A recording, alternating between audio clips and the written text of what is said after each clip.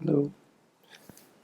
So I've been thinking about um, what it means to be practicing the Dharma and how we use what we learn and such. On the computer that used to be in the library, there's a saying that says, "Look at how we are. We have studied so much Dharma, but we are still running around doing this and that. Samsaric activities are endless." It goes on, but that's the part I wanted to talk about.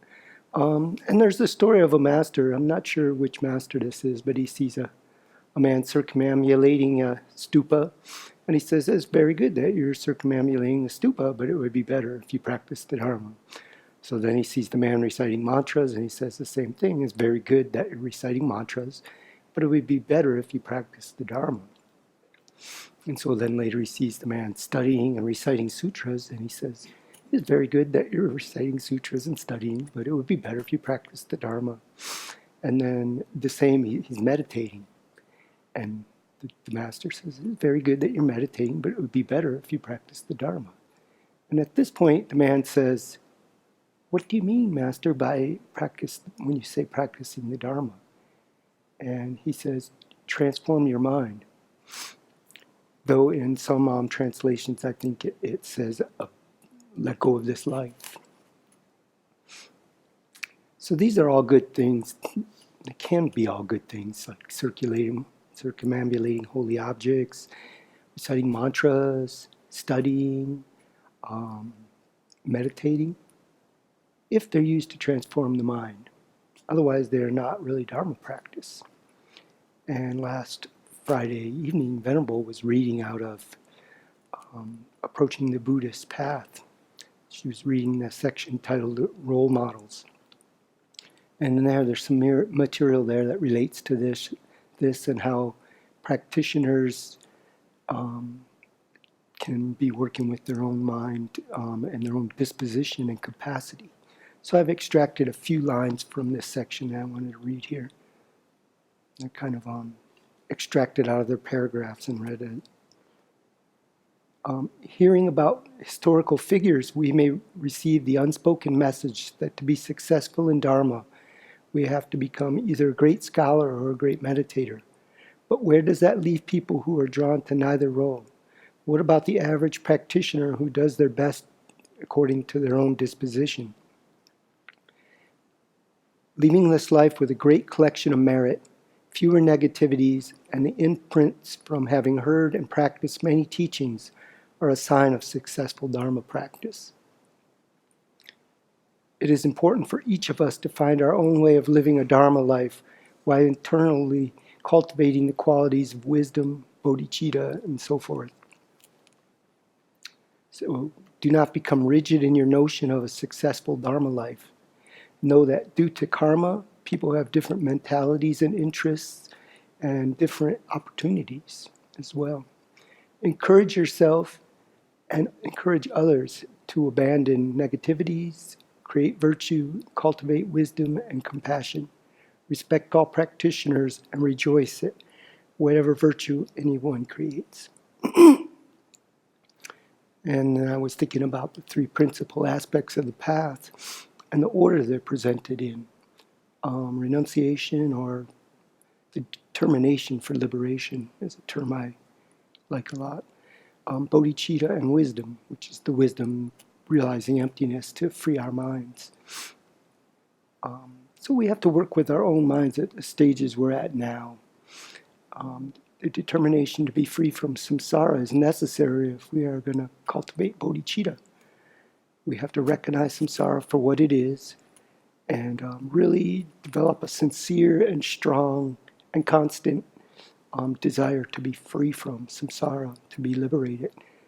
And otherwise we won't really have the ability to want that for others. So we have to develop that determination and expand it to all sentient beings. And then with this motivation, we're driven to develop the wisdom needed to become liberated and enlightened. And this can entail many lifetimes of work. Venerable Chodron often tells us, be content to create the causes.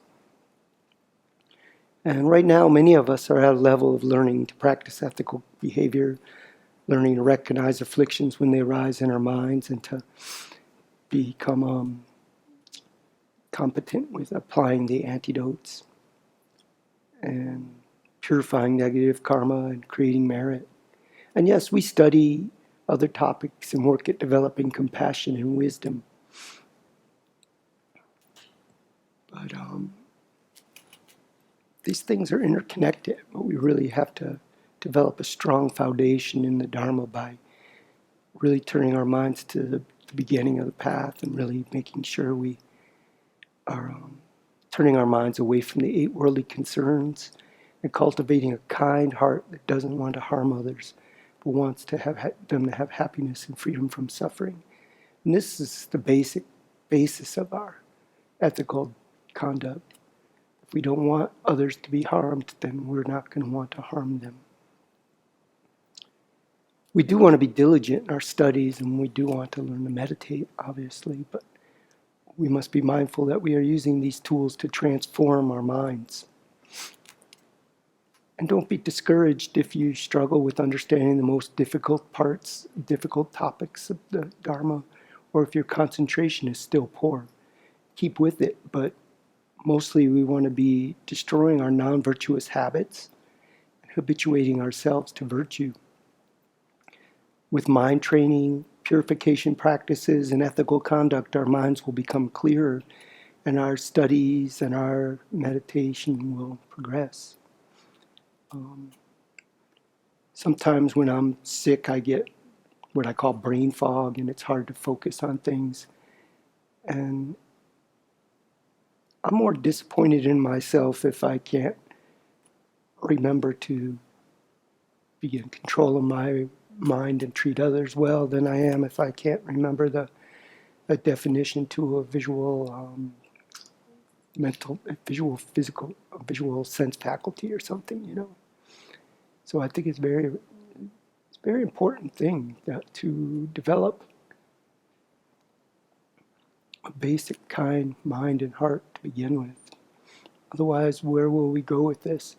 There are meditators in many traditions of different religions that without the proper Dharma, it's not going to lead to liberation. And there are people who study all kinds of religions but don't practice them and don't obtain the fruits from them. So maybe really work with our practice where we're at and be content with that and be kind to ourselves about it and kind with others and work with our minds and hearts for the benefit of all sentient beings.